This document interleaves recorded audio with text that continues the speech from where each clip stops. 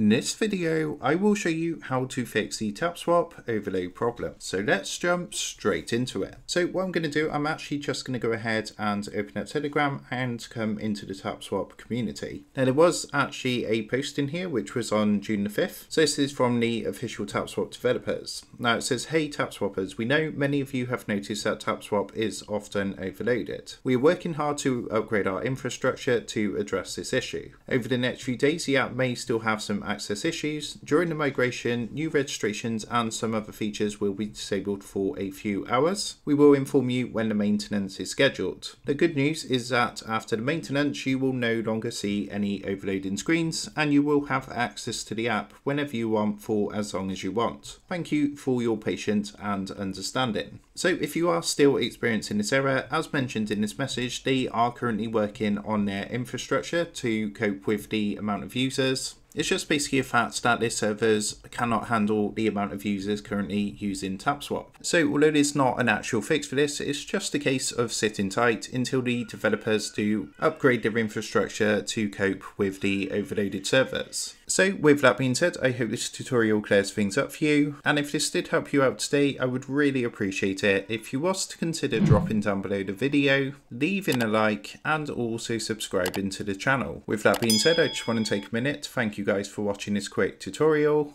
and I will see you in the next video.